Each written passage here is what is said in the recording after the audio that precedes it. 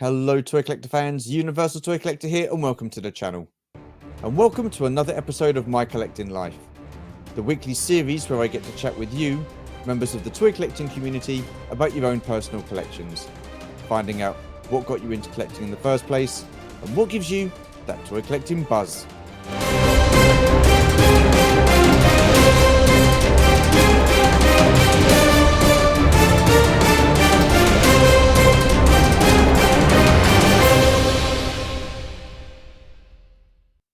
Okie dokie then, so who is the guest on this week's episode, I hear you all ask? Well, why don't we all find out? You all know the drill by now. Sit yourselves down, put your feet up and make yourselves comfortable. And let's take a look at some of his collection in a musical montage.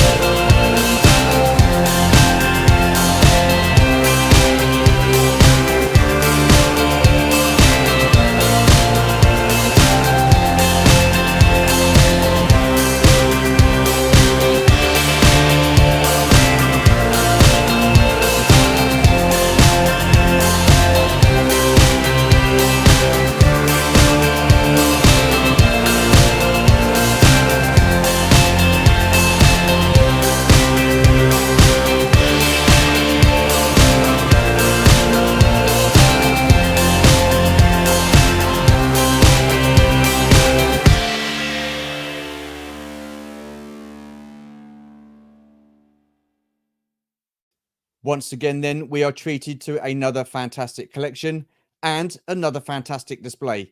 Now, I've got to admit, I know absolutely nothing about Power Rangers and Megazords, so I'm really looking forward to this conversation and finding out a little bit more. So it's a pleasure to welcome to the channel for the first time, Chris from Peaky Productions. Hello, sir. How are you? Hello, sir. I'm very well. How are you?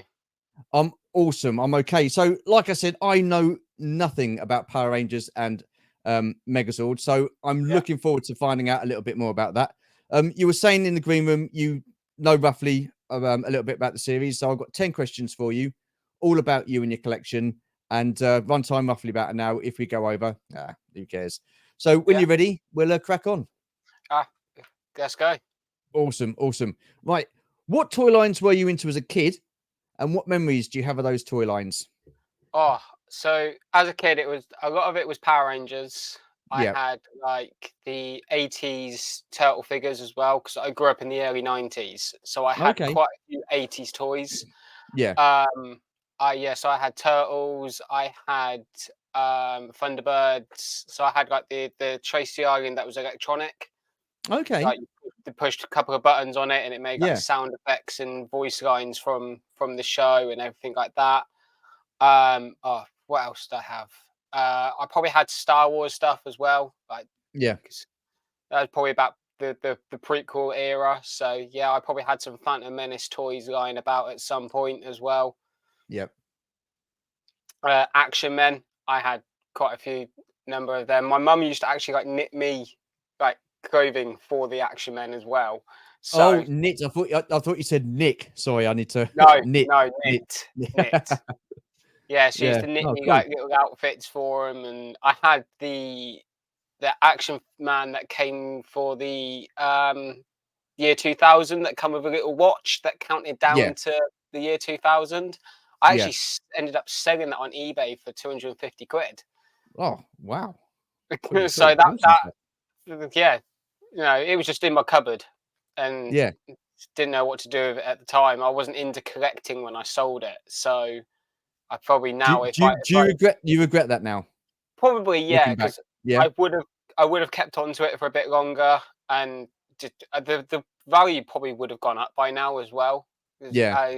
every year that we pass, it's probably gone up a little bit more in value. So Mm. yeah, no, it went to an action figure collector as far as I'm aware. Okay. Cool, cool. So I was maybe gonna maybe it say went to it's Nick. possibly, you don't know, do you? You don't know. It's weird because you are by far the youngest person I've chatted to on this series. So, I mean, when you're talking about the toys that you were into as a kid, like Turtles and um, Power Rangers and stuff like that. I mean, yeah, I was aware of them.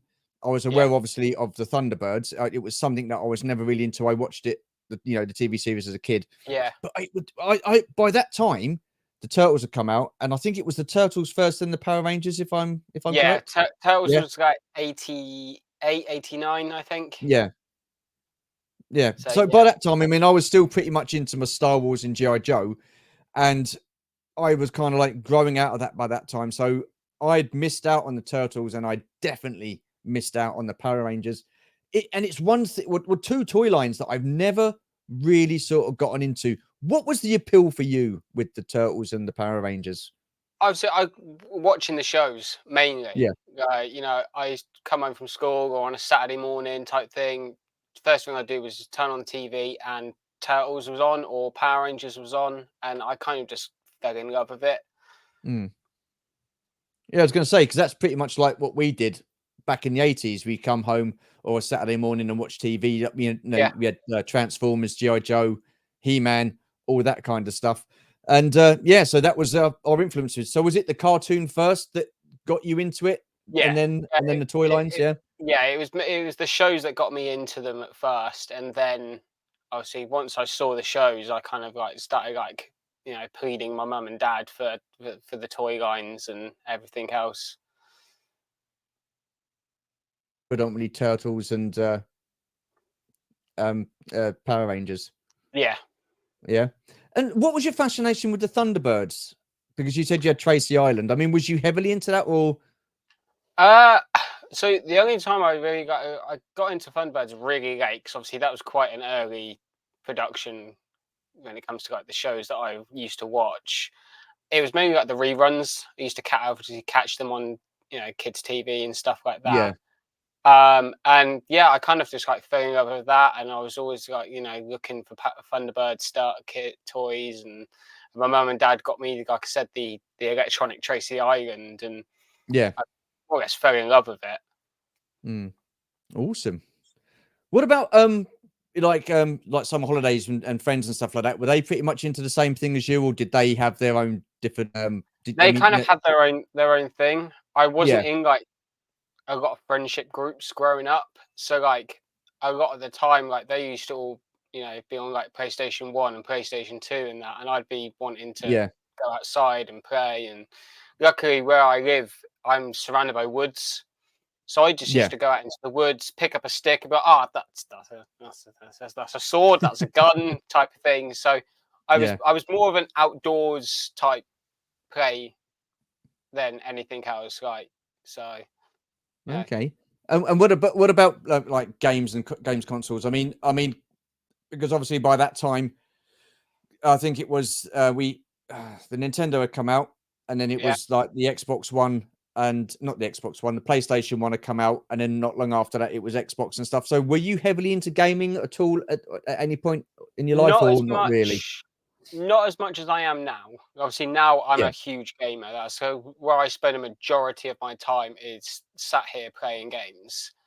I had consoles growing up, but like they were only like because I was young, I could only really play.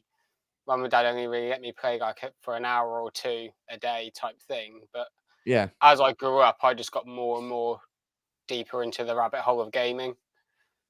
So, what was behind that? I mean, because like you say you weren't into it too much as a kid, and then all of a sudden you sort of like finding yourself drawn into that world of gaming and stuff like that. So, how did you get into that? I think I must have gone round a friend's house or something, and I was just playing on his PlayStation One after school. And then at that point, I kind of wanted one for myself so I could play it at home as well. Yeah, And then obviously, it ended up getting like the Game Boy Color, and then just instantly falling in love with Pokemon. right. And then I just kind of like, even now, I still play every Pokemon game that comes out just because it takes me kind of back to my childhood of when I played the first one.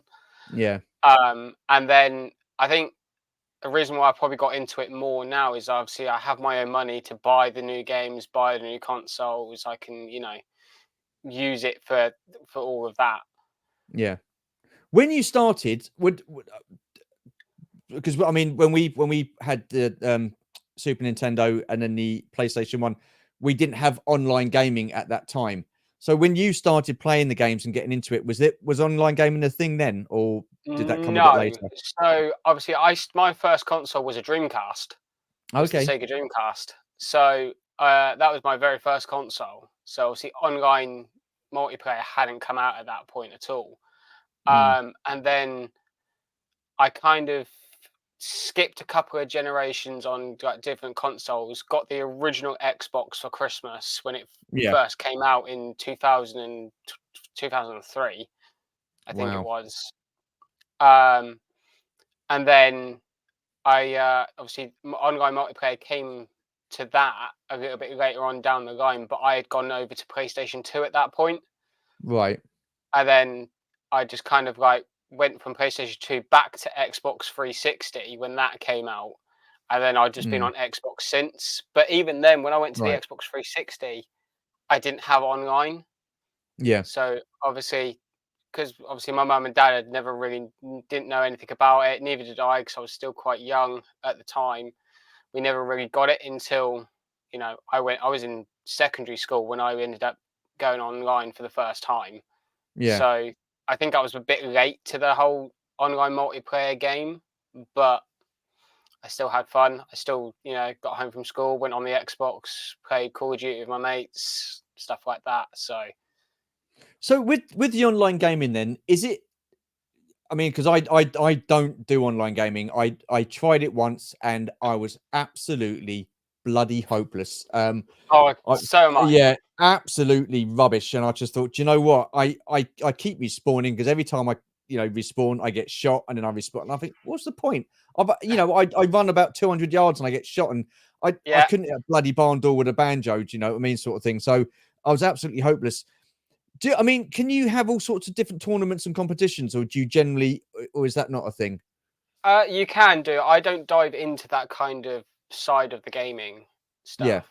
I'm not good enough to try to even attempt it. yeah, For me, it's like to me, there's nothing better than if I've had a bit of a rubbish day at work, or a rubbish day where it's been my day off and I've just kind of had nothing to do. yeah, Jumping online and having a laugh and a joke about with my mates, it's just like, okay, this is kind of like this is actually quite funny. yeah. Like we end up having like the stupidest conversations, or we make the stupidest remarks and jokes possible. It's Yeah, like I we've can ruined. imagine with you, Peaky, if I'm honest, I've got to Oh, say. it's stuff you can't say in public, but it just makes it even better because Yeah, it's just yeah. like I said, if I've had that really crap day, then that's kind of like, that's cheered me up. That's kind of thing. Awesome stuff. So I mean, how many hours a week would you say you were online playing games? Probably. mm, I can probably get a good 6 to 10 hours a day in. Good God, really? Yeah.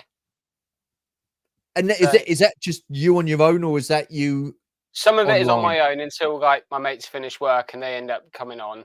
So a lot of them come on about 7, 8 o'clock at night. So it could be, I could be 6 hours in at that point to playing games. So Mm, then I'll play for another couple of hours with them before I head to bed. Because I usually work yeah, at 6 in the morning, so I don't yeah. stay up too late. I've got to say there is a kind of addiction to it, isn't there? Because Yeah. it's for me, like I say, I used to play games. I've still got an Xbox now, and I play occasionally. And I used to be able to sit there, and you're going to think bloody hell, but I used to play Minecraft. Oh, I Yeah, still do. I love I love playing Minecraft. Minecraft. So I could start a game of Minecraft, like if it was a weekend at like say 8 o'clock in the evening, and I would still be going at about 2 o'clock in the morning, and I'd be like, oh my god, because you just lose the track of time, didn't you? Oh, absolutely. Yeah. Like I said, I can be on when I get home from work at 11, 12 o'clock in the Yeah, morning. And then I could be on until 10, 11 at night. And I'm thinking, Where's the time gone?" yeah, yeah. I mean, I built myself a massive city in with Minecraft, and I was like quite proud of myself. But I mean, I never played the game as such. It was just a creative mode because I would get bloody real peed off if something would like blow something up or whatever and destroy what I'd built. So I wasn't too impressed with that. But cracking on, what was your favorite toy line as a kid and why? Or did it sort of like did you have like fads where it was one thing 1 minute and then next thing next minute, like the latest thing and stuff? No, I swap from game to game all the time. So I've got probably on my Xbox alone, I've probably got over 600 games that I've got access to. So I'll quite often just re-download a game that I haven't played in a while, Yeah. and But I I'll meant just. so I meant as a kid, what was your favorite toy Oh, line as a kid? as a Sorry. kid, Toy Gun as a kid, it was probably the Power Rangers. Yeah. Yeah, it because there was so much to offer for that. There was like the role play weapons, there was the morphers, the figures, the Megazords. So like it had multiple lines in just under that toy line. Yeah. So you couldn't just, if you wanted to just play with one type of toy, Mm, subline, or just get different bits from different ones and then just kind of go yeah. from there, really.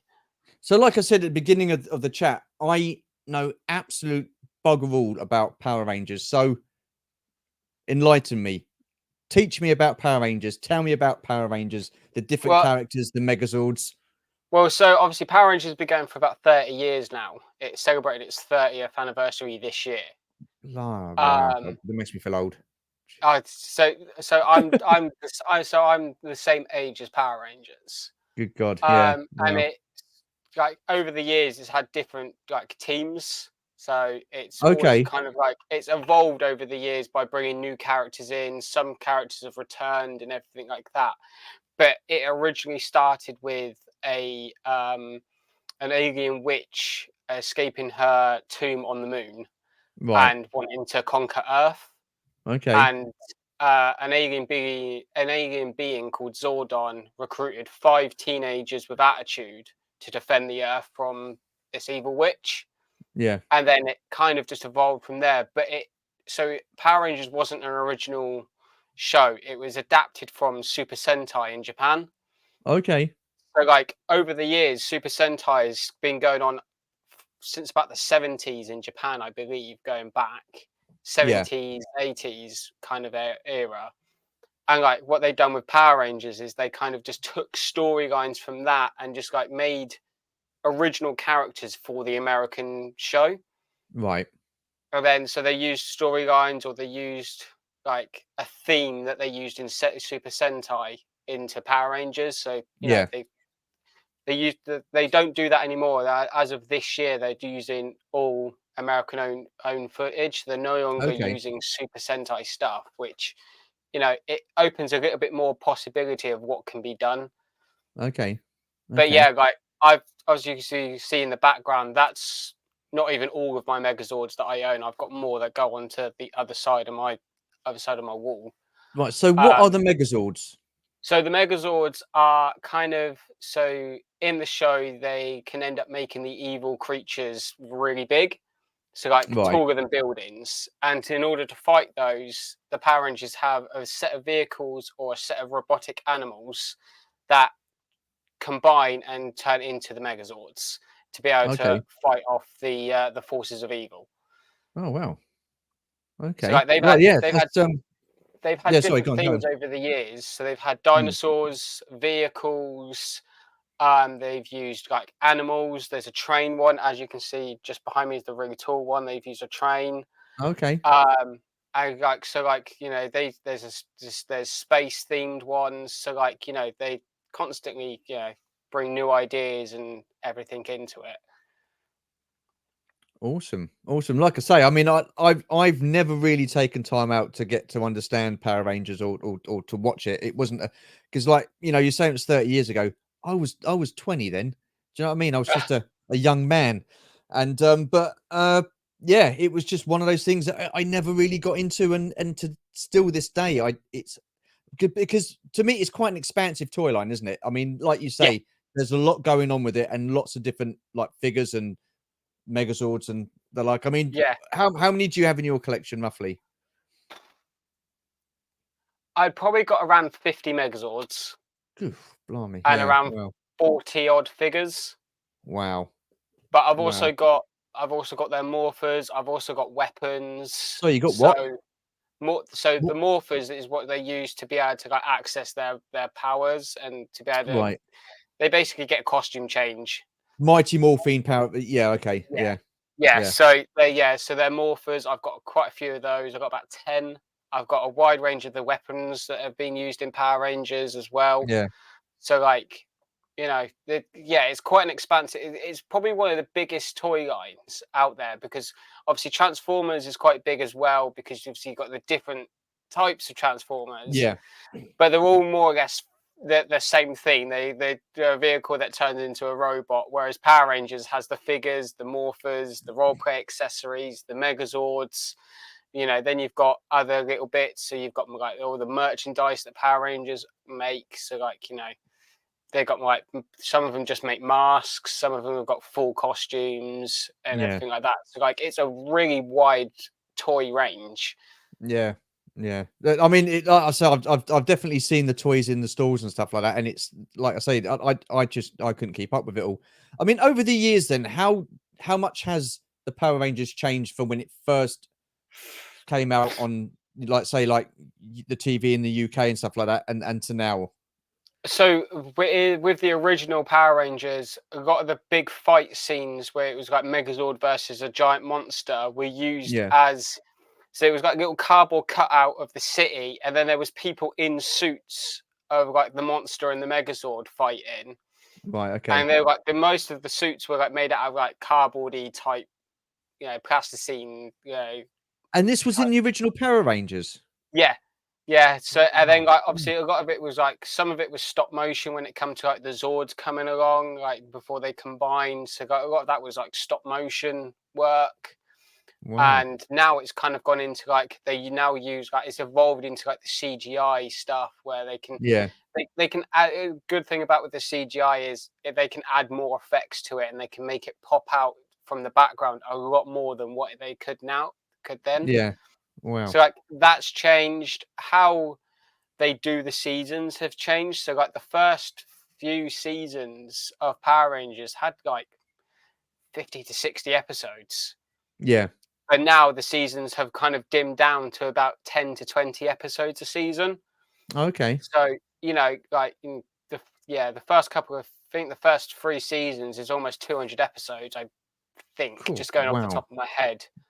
So That's incredible. And have you yeah, seen them all? Have you seen all of them? yeah. I, You I'm have. still I'm still going through my watch through of all the seasons. It's taken me a Well, while. so how many? How many? I mean, how many seasons are there then? 30 odd seasons. Got to be 30 years.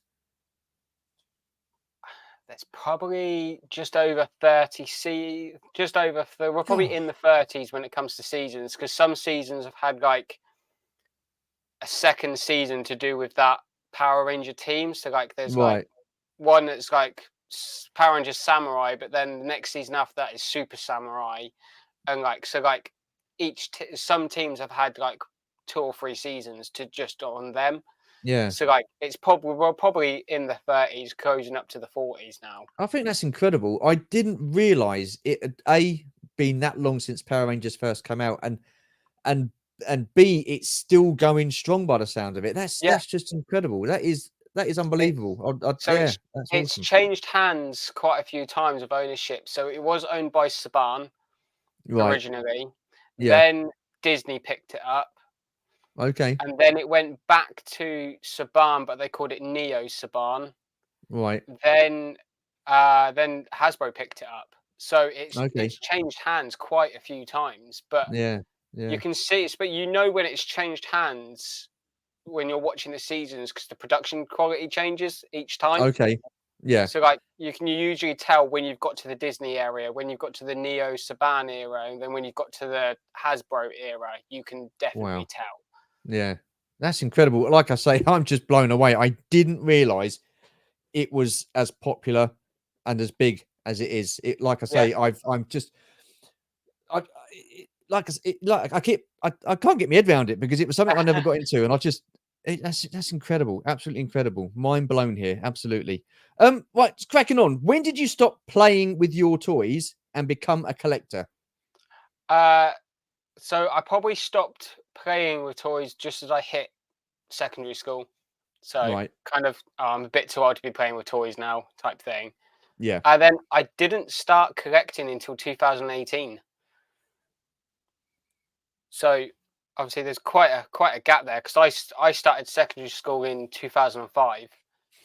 wow, So between 2005 and 2018, I didn't play or collect with any toy lines. yeah, And so then what kicked off my collecting was I went to a Comic Con in 2018, and okay, um, Aaron from Empire Toys was there, right, and he was selling Power Ranger stuff, and he had the original 1993 Megazord. And I was yeah, like, I obviously I knew he was there and he was going to be selling stuff, and I just asked him how much, and he said 40 quid, and I bought it there and then on the spot. I yeah, didn't think about it, nothing. And then obviously that just got me into collecting from then on, and from 2018 my collection has just built all from that y- one yeah, moment. quite a bit in a short amount of time. Yeah. So, what was it then? What was the thinking of you going to this Comic Con? Because I'm guessing, and up until that point, you'd never been to one before. No, that was, so I've been to a gaming convention, but I'd never been to a Comic Right. Con. Okay. Right. So then I went because it was a local Comic Con. It was only a small one. And I thought this is a brilliant way for me to segue into Comic Cons, because it's a small Yeah. con. I can see how I feel about this kind of environment compared to a gaming environment. And then yeah, I just I absolutely loved it. I spent quite a bit of money that weekend. Yeah. Yeah. Sure. Awesome stuff. So currently, what toy lines are you collecting? Is it you just got the one focus on the Power Rangers, or are you dipping into other lines at the It moment? was one focus of Power Rangers, because I'm confined to this one room. So Right. all Yeah. my collection and my bed and my recording setup is all in this one room. So I'm a bit confined to what I can collect in the space that I have. Yeah. But no, so yeah, it was just Power Rangers, but I've now kind of delved into Marvel Legends figures. Okay. Yeah. I've got Lego, um, which I've started kind of building like a mini Lego city with. Yeah. Yeah, Marvel Legends. I've got some video game figures now. I've got some anime characters as well. So like, I mainly if it's not Power Rangers related, I kind of pick and choose to what I want to get and what I don't want to get. Yeah. So like, I I'm have to surprised you've not gone back into Turtles because, like you say, that was a toy line you had as a kid. You I didn't fancy going back almost into Turtles? I almost picked up the other week the Mutant Mayhem turtle figures, Right. Okay. Yeah. but out of the 4 turtles, they only had 3 of them at the Oh, store I was in, and I was like, I don't want to leave with missing one figure. And I was like, if I'm going to buy all 4 of these figures, I want all 4 of them there. yeah. So yeah, that was my way of thinking of like, if I'm going to get a certain toy line or a certain collection of figures, I want to try and be able to get them all, because So you then class yourself as a completist then? kind of, yeah. So I'm not so much in the sense of the Power Ranger figures that I collect. I pick Yeah. and choose with what I want with those because, again, space. I don't have the space to collect every single one of the Power Ranger Lightning Collection figures they release. So my Hmm. main focus on those is the villains, because I first started Right. collecting those villains because they went well with my Megazord collection. I was like, Yeah. I've got a villain collection, I've got a Megazord collection. It kind of goes hand in hand.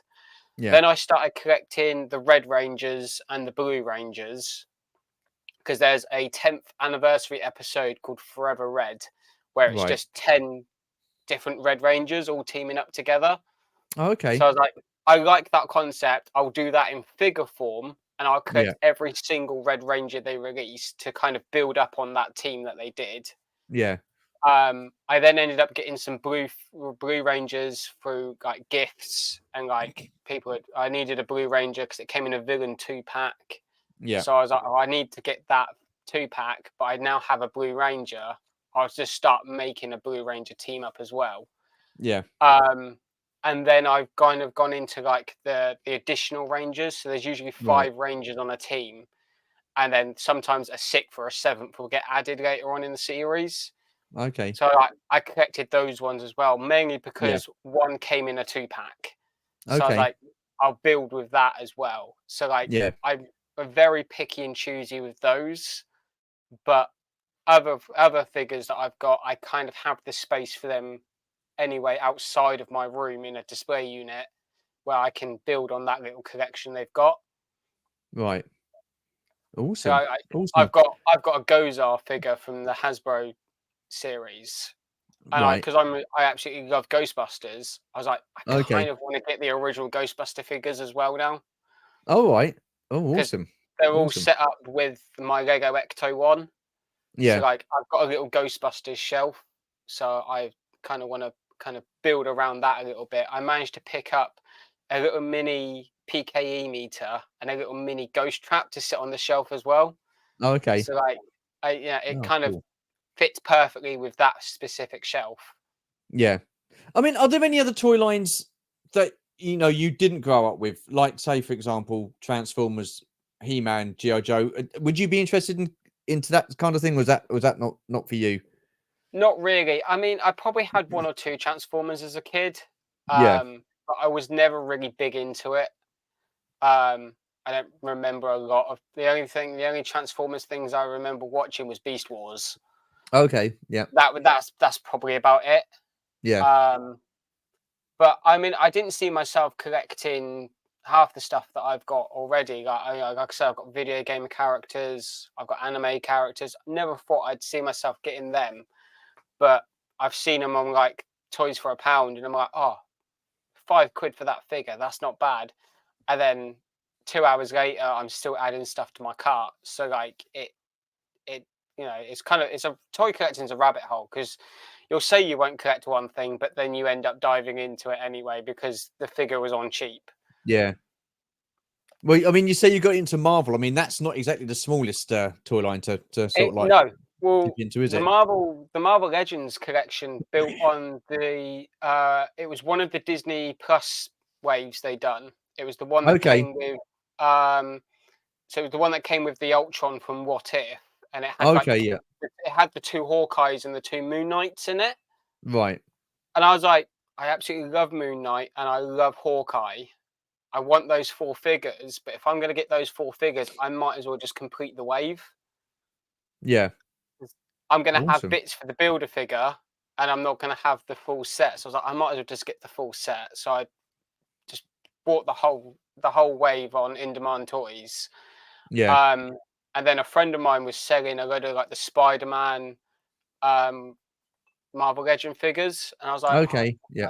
how much do you want for them? And he was like, 30 quid, and it was like 5 figures, and I was like, I'll Wow. take them. So Yeah, I'll that's not take bad, them. is it? Yeah. Wow, that's not bad at all. Good. No, Bloody hell. I can't say no to 30 quid for 5 figures. No, no, no, you can't. I'll agree with that. Do you have a sentimental or a prized piece in your collection?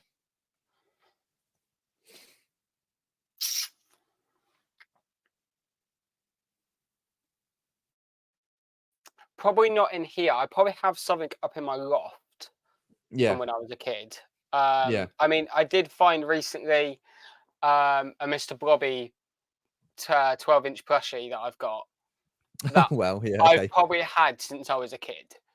Yeah. Like that, that's how old this plushie is. So like, I would probably count that as because I've still got it now. Yeah. But obviously, I don't know what's in the boxes up in our loft, so Okay.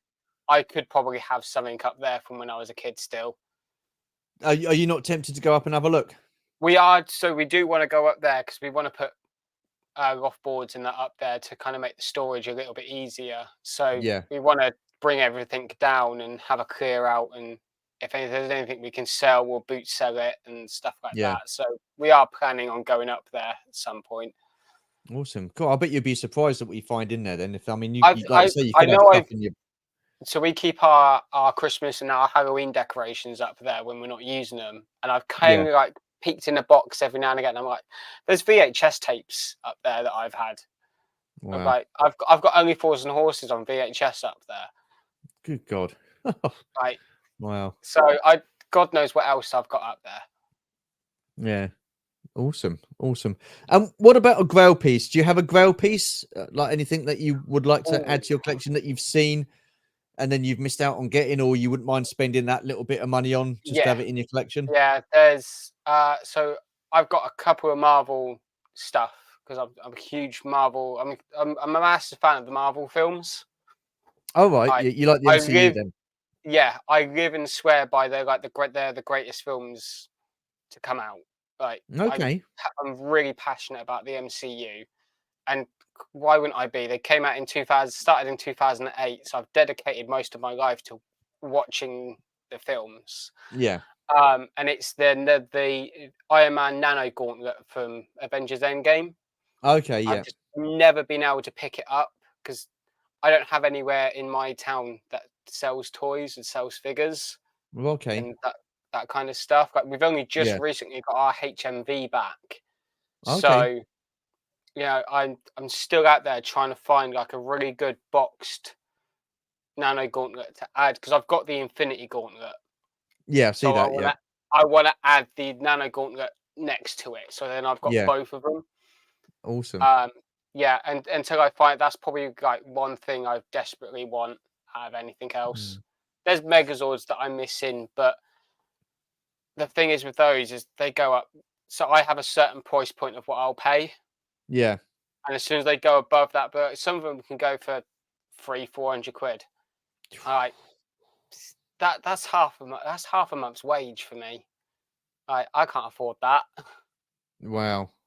Wow. That's a lot of money in it. Absolutely. Yeah, You talking about MCU now? I didn't jump on the bandwagon straight away. So I didn't. I saw the films, sporadically every now and again. I didn't yeah. really get too much into it until everybody started going on about Endgame, and I thought, okay, all right. So I never watched it.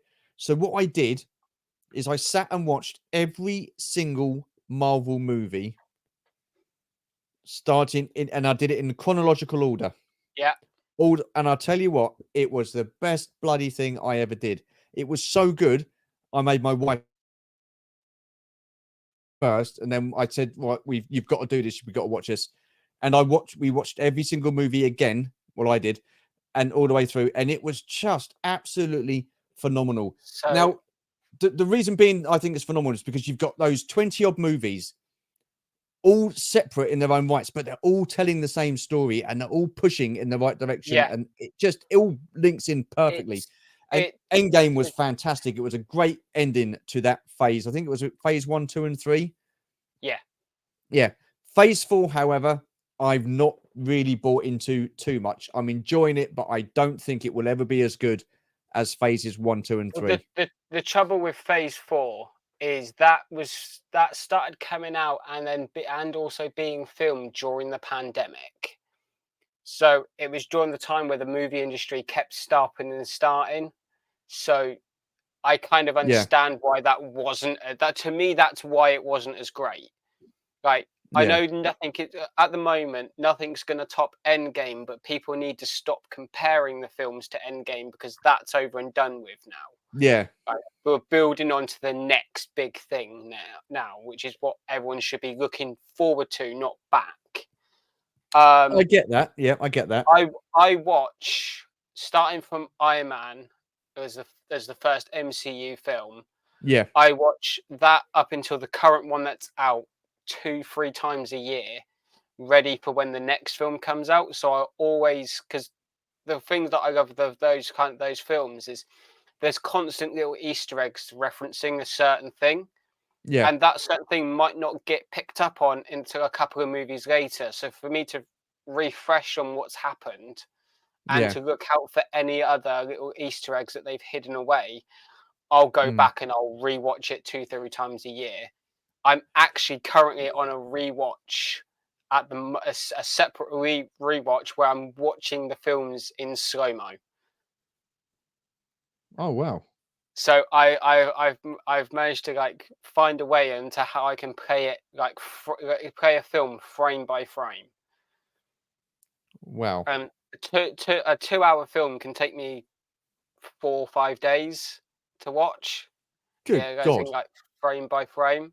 Wow. I think what it is for me with phase, I know you can't like keep looking back and blah blah blah, but if it was all films and all movies, then yeah. But you've got all the TV series in Yeah, as well. You've got WandaVision, you've got Loki, you've got Captain America and the Winter Soldier, or the Falcon and Winter Soldier, and you don't know whether they're going to be getting second seasons to some of these series. I mean, obviously Loki there's season 2, but the others there hasn't been a second season to. I mean, She-Hulk. no. I mean, So I just God, what I like about that is that like the way I think of the films is I think of the films as a setting off point for I think of the shows as a setting off point for what's going to happen in future films. right, So what okay, I like at the moment is like with like She-Hulk when that came out and like the Hawkeye show when that yeah, came that was out. good. This and we've got Daredevil coming out soon at some point as well. They're actually refilming that because they've got rid of the writers that were on it before and brought in new team. Right, So they're redoing everything they've already shot. Um, what they're doing with all of that, they're building up the street level heroes instead of like all the superheroes you see. They're bringing in yeah, the street level crime fighting type yeah, heroes.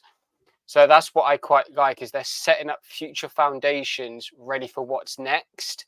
okay, And I just on Thursday I went and watched the Marvels, and and that again sets up multiple different things. Like more or less every Marvel movie that comes out now, it's starting to build up more and more on what projects could be coming next, and okay, little subtle okay, hints at stuff. So like, it's why I constantly rewatch everything. The shows aren't on my rewatch lists because they've only just started up. They're still pretty fresh in my mind of what happened in the shows and what's kind of yeah. gone on. And if I want to just do a recap on the shows, I'll go on YouTube and I'll watch a 30-minute recap on the season. Yeah. So it's that's not an issue for me to kind of if I want to rewatch the shows. I But mean, the which films, shows such as the Netflix series of Daredevil and Punisher, I thought they were absolutely outstanding. I mean, I love the acting. I thought they cast them both of those series fantastically well. yeah, It was a little far fetched with some of the beatings they took, but that aside, I just thought that was absolutely fantastic.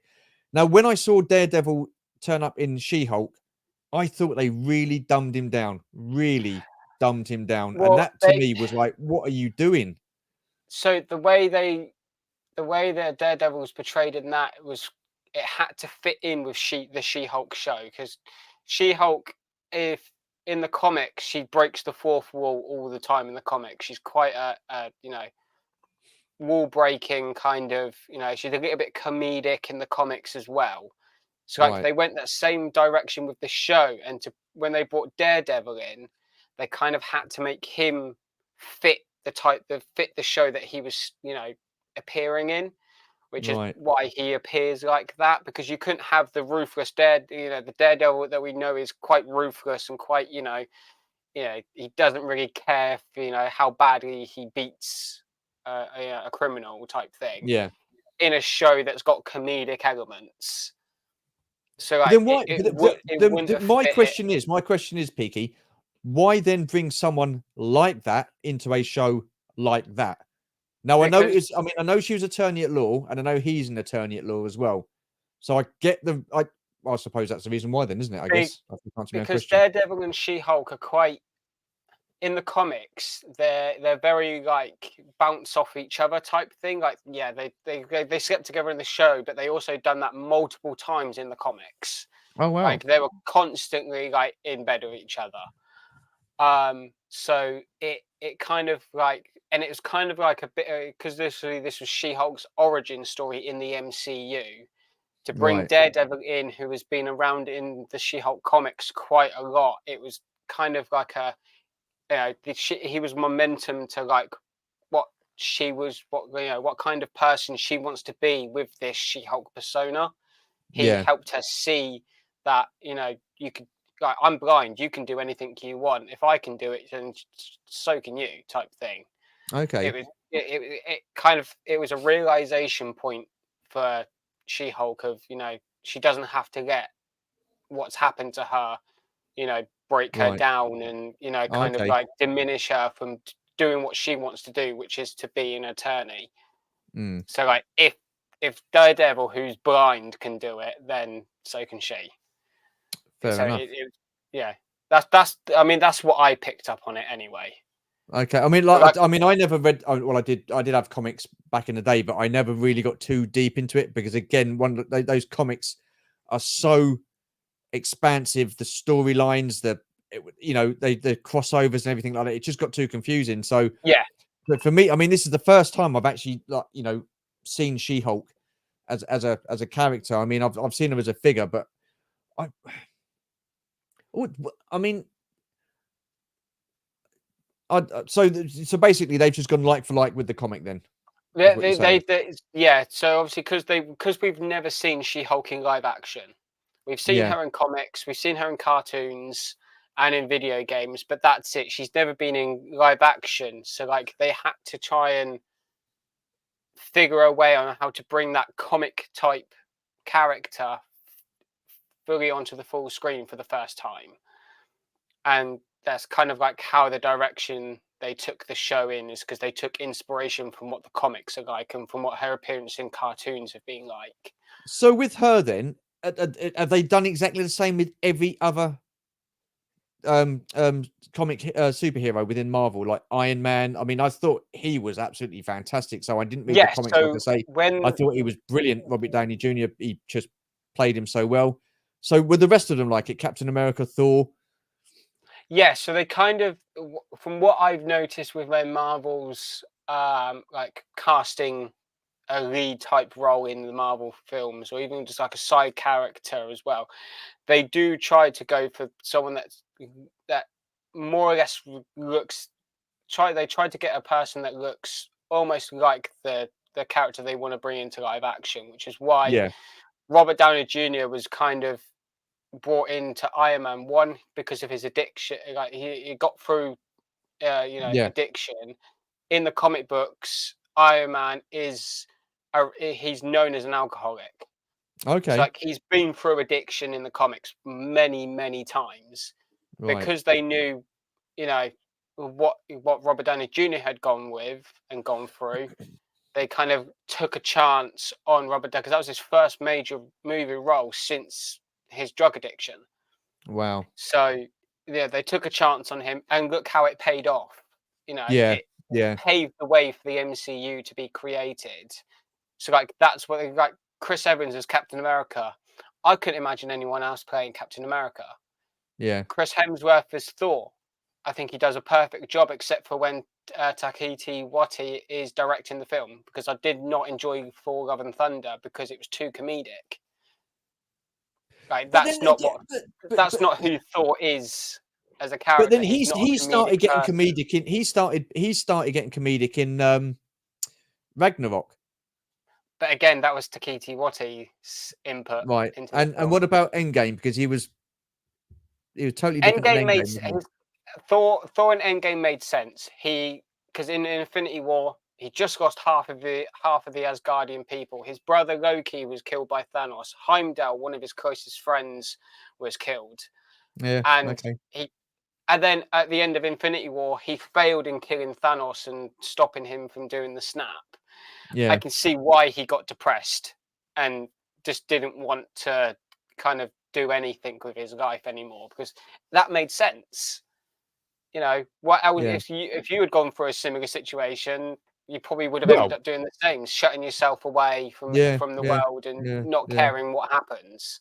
So So why did he make him comedic then? Why did Taki it what I can't remember his it's how just do you that pronounce his his name? so I don't know, I can never pronounce it correctly. Um, from what I've seen of the films he's done before, like Jojo Rabbit and Yeah, everything like that. That's just his style of filmmaking. He's a very comedic, like push the buttons type person, and for me, that doesn't fit Thor's character. It might fit another character in the MCU. Oh yeah, it yeah, probably might have done really well for She-Hulk or anything else, but I don't think Thor's journey after the events of Endgame had to be that comedic and that kind of type thing. What's going on? yeah, He was yeah, trying to figure out what he wants to do next after bringing the universe back and everything and stopping Thanos finally. yeah, What else? Like he needed to figure out what he wanted to do, and being being sassy and kind of making witty one-liners now and again. It just didn't feel right for me. I was sat there in the cinema cringing at some of the lines he was saying. yeah, It's kind of like this isn't Thor. Like this works for witty one-liners is something Robert Downey Jr. playing Iron Man would say. yeah, He would come out with some snarky one-liner that would go over someone's head, but another person would be sat there trying to hold back laughter. yeah. You know, Look, listen, for the whole Marvel Cinematic Universe, I thought it was absolutely fantastic. I thought they done yeah, really well. They, accumulated in Endgame. But I guess maybe because that was the standard set. I mean, and then I'm looking at the new stuff and thinking, well, maybe it's not as good for certain reasons. Don't want to get too much into that, but maybe I should like look at it and give it a bit of time and just rewatch it again. well, And we're closing towards the end of Phase 5 now, so oh wow, we're already nearly into Phase 6. God, well, I didn't realize that. Yeah, Wow, yeah. I wow, think next year is the last year of Phase 5, because some okay, some productions obviously got held back because of the writers and actors strikes. So like they're a yes, little bit yeah, behind on getting films back out, so they've had to delay some films, yeah, which is understandable. It's something that had happened and they couldn't help it what happened. yeah. So like yeah, I think we're towards now closing towards the end of Phase 5, which is just Oh wow, we're already 2 phases into into this new saga that they're doing, which is the multiverse saga, and yeah. I'm looking forward to it. I'm looking forward to what's coming next.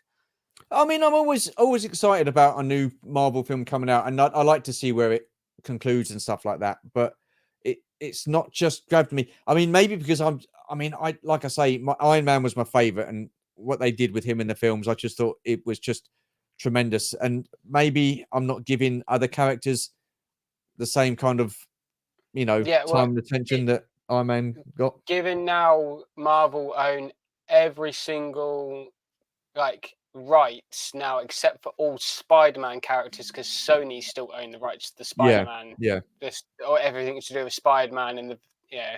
So like see now that we've got like the X-Men back into the Marvel universe and Yeah. everything like that, like you can see now just like how much bigger the universe of Marvel is going to be Yeah. within the films and TV shows, just because of, you know, Yeah. the X-Men coming into it is just going to open many more doors, same as the Yeah. Fantastic Four and everything else. Mm. I mean, Universal Studios owned all the rights to the Hulk stuff, Yeah. but that deal, the Universal Studios contract ended last year, I think it was. So Okay. Marvel now, it automatically reverted back to Marvel. Oh wow. So Okay. that's Cool. how we're able to get like She-Hulk in the Yeah. MCU, because of Awesome. we now have the rights. So Okay. I just pray to God Sony set up to Marvel, because that it'll open up even more doors that Sony aren't allowing Marvel to do. Yeah. Well, Because hopefully one day. One day. they're letting them use Spider-Man as a character, but they're not using a lot of the wide range villains and characters that are in Spider-Man. Yeah. Yeah. So Which is a shame. Which is a shame. yeah, I mean, hopefully they get something sorted out with that for sure. yeah, Hopefully, hopefully. hopefully. Right. A few more questions for you. What was your motivation to start a YouTube channel, and did you have any influences doing it? Now, I say motivation because I think you've got to be quite motivated to Yeah. get up and do videos and stuff like that and do a YouTube channel. So, what was the reasoning behind that? Well, I used to stream on Twitch. Okay. So I used to primarily create gaming content on Twitch, and I did that Right. for 2-3 years. Yeah. And it got to the point where I was streaming 5-6 days a week for 6 to 7 hours a day. So a lot of Wow. my spare time, I was barely having any spare times, because a lot of it was going in focusing on to what I was going to be streaming, how long I was going to be streaming, trying to get, sponsorships or partnerships, and everything like that. And it just burnt me out. I didn't Yeah. even want to, like, if I took a day off, I didn't even want to play games, because I was just so burnt out from playing games that it was almost kind of, what else am I going to do? Yeah. So I slowed down on the streaming to just 3 days a week at first, just to kind of try and get myself back into the love of gaming. Um, and then I started collecting like the Megazords and the Lightning Collection figures, and a couple of people I'm in a group on Discord with were like, why don't you just make a channel, just every now and again when you get a figure in, unbox it on the channel, and it's a video. I'm like, Yeah. I might do that. And then I just ended up forgetting about Twitch and just creating content on YouTube, and I've been doing that for almost 3 years now. Oh wow. Okay. Um, so I love it. I love I feel like I got more freedom on YouTube than I did on Twitch, Okay. because YouTube, I could bulk if I want to take a week off of recording content. I can bulk record a load of videos, get them all scheduled up, and then not have to worry about them. Like, Yeah. they'll just go up. I'll do a little bit of promotion on Twitter and into Discord servers I'm in. Throw it out there a little bit every day that a new video comes out. I'm done. I don't have to worry about it. Then I can just sit back, keep an eye on the views, keep an eye on the comments and stuff like that. And then that's it. I don't have to worry about anything else. Yeah. So, and I can create whatever I want on YouTube, which is why I renamed the channel from the Peaky Arrow to the Peaky Arrow Productions, because Okay. I don't want to be fixed on just one type of content. Yeah. I want to be out there on all different types of algorithms, reaching out to different audiences, because I've got the amount of ideas that I come up with on a monthly basis of, like, oh, that could be a good YouTube video. Oh, I'll give that a try to see how that does with my audience, or if that brings in new people. Yeah. So, like, I'm always sat here just jotting down ideas of what I can do next. I never used to make a thumbnail. My thumbnail just used to be my logo. Yeah. I've now changed that up in the last year and a half to actually making. I make 5 thumbnails for one video, and I'll pick which one I want. All I've done is I've moved text, or I've moved my logo slightly, or Yeah. you know, I've done the font differently, and yeah, I'll just pick to like which one actually stands out and looks better to any of the others. So I actually spend more time making the thumbnails now than I do making the videos. So Oh. it's kind of changed a little bit now, and I love sitting here and just hitting record and recording a weird video that I've never tried before, and I just want to see where it goes. So I mean, so how difficult is it for you, or do you find it quite easy coming up with different content? It's quite easy. So Yeah. sometimes I'll take inspiration from other channels.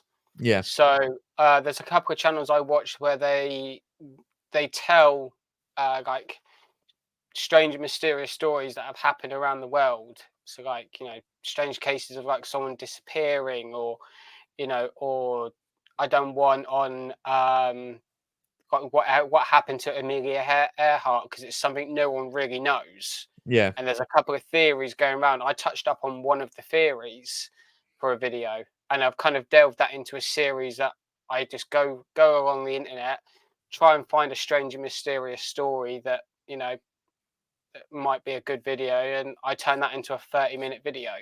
So I, you know, one series I got a couple of videos where I dehydrate food. Like, bought myself a dehydrator. I put weird and I put like sweets and different types of food in there. Whack it in there for 24 hours. Come back to the video to record it, and then taste test and see what's changed since it's been in the dehydrator. Oh wow. Okay. So I'm constantly thinking of different things, and I've now started doing on the channel 2 charity streams a year. Yep. So I've broadened out. Because I think I've got a platform here with 500 odd people subscribed to it. I'm going to try and do some good with the platform that I'm on, and you know I don't see why other creators don't try and do that type of thing, because you've got a huge platform, you've got a wide range of people to reach out to. Yeah. Absolutely. Do Absolutely. some good with it. Not just for content, but you're entertaining, but you're also doing good with it. So it you know it comes hand in hand. Yeah. Yeah. I've heard you say that before about live streams, not live streams, charity live streams and stuff like that. And fair play to you. I mean, doing two is well, doing one's hard enough, but then doing Yeah. two a year. I mean, it does take some organization. Well, yeah, because Absolutely. So as soon as I've done one, I start planning the next one for like. So I done one at the start of this year, and I've just yeah. recently done one now. So Yeah. I'm now planning my next one at the start of next year. So like I'm already getting the ball rolling on what I need to think about, what charity I'm going to raise for, get in contact with that charity to ask them, see if I can get any question, an interview with them or anything like that to help boost up the stream, start promoting it, getting guests on, thinking of how I can raise the money while I'm on that stream, and just kind of constantly thinking of ideas. Awesome. Awesome. No, fair play to you. Like I say, I mean, it's not an easy thing to do. No, it's not. And it's a commendable thing to do. So I take my Yeah, hat off to you, sir. So, like I say, hard enough doing one, but doing two a year is yeah. yeah, it takes some doing, So fair Especially play to when, me. especially when the last one you done, it was meant to be a 12-hour stream, and it was almost 14 hours because you did it when the clocks went back. Who was this? Me. You did. Oh, you donut. Yeah. So the night when the clocks went back not so long Yeah, ago, yeah. I was doing a 12-hour stream. You didn't plan that too well, did you? I forgot when the clocks went back when I was Yeah. planning the stream. Oh, So bless you. Bless you. Right, we're coming to the top of the hour. We're at the top of the hour, so I've got another couple of questions for you. yeah. What gives you that toy collecting buzz? Um. Just mainly watching like the Hasbro live streams for their next product reveals, especially when it comes to like the Power Ranger stuff, and I Yeah, kind of feel like, that's a figure I want. That's a figure I need. I definitely need that. And then waiting for them to go live and pre-ordering it. But then the real buzz is when it actually arrives. yeah, I'm like, right, make sure the camera's set up, make sure my tripod's working, make sure my mic's plugged in. Let's start recording like either a short or a video, and that's kind of then putting it on my shelf with all my other figures. I'm kind of like, yeah, okay, this is what I like. It's opening the box of the toy for me. yeah. It's actually having it in my hand and then cracking open that sellotape seal on it. Do you sniff the figures? No, No, I don't think that many don't people sniff do. 'em. I don't think there's many people do. I mean, I know a couple of people do. Why do I want But, to sniff plastic? If I want to sniff plastic, well, I there can you are. quite easily go and sniff some plastic. So There you go. What can I say? I know a couple of people who do and stuff like that, but yeah, it's not my cup of tea. I've got to say that. Last question. What does your collection mean to you? oh, it. I don't think there's any words because it's kind of brought me into new. It's brought me into new groups. So Yeah. I've made new friends from collecting. So like Salacious Rum and the Monkey Lizard Army, I've got into with them. I've got into with like Shabby and Psy, and kind of everyone else that I'm kind of talking to and jumping on and talking to on like YouTube and stuff like that. So like it's opened up horizons for me and making new friends, but it's also opened up horizons. I've now got community members and people that are like, seeing what toys I've picked up and everything like that. So I don't think there's any words to describe what it means to me, because it's like I said, it's I've made new friends, and hopefully they're long-term lifetime friends that I've Mm. constantly talk to day after day, year into year. So yeah, for me, it's not so much of when I'm older, how much is all of this going to be worth one day, and I can make a mint. It's the friends and the community members that I've made while collecting. Yeah. Yeah. Listen, I concur with that. I can go to a toy fair now and I don't have to. When I used to go, I used to feel a bit deflated that I've come out empty-handed, or that I didn't pick much up. I was like, oh, still a wasted trip. But now I don't think like that, because I know that I'm going to be meeting certain people there, different toy Yeah, collectors and like friends that I've made in the community. So I can yeah, go there and walk around with them and chat with them every now and again when I was, passing by and stuff like that. They go off and do their own thing. We're not tied to the hip and stuff, but it's just that feeling of community and friendship and that you get through this like yeah, community for sure. And like I say, I don't feel so deflated when I don't buy a load of stuff. I mean, now I'm quite thankful. I'm glad I've not spent a load of money, but it's just yeah, seeing people and catching up with people, and I just think this last year, you know, for definitely has been just fantastic with regards to that. Meeting so many different people from the community and stuff like yeah, that. It's just absolutely awesome. So yeah, awesome yeah. stuff. Right, young man. That has come to the end of the chat. I've got to say, Yeah. it's been absolutely fantastic chatting to you. I mean, I think this is actually the first time we've actually sat and properly chatted, and I Yes, hope it's not the last time. I know we've been on like definitely not. different channels and stuff like that, and we've had a chat there, but I've thoroughly enjoyed this. I've learned so much more about Power Rangers, and I've even learnt more about the goings on within the Marvel universe, which I didn't Yeah. really sort of like understand. So I, appreciate that for enlightening me. Thank you. Where can people find you on social media? I've got a feeling you're going to be everywhere. so I'm on Twitter at the Peaky Arrow. Oh, hang on a minute. My bloody pen's not I, working now. Twitter. Yep.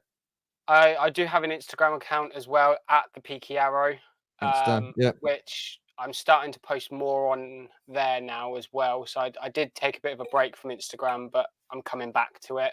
Yep.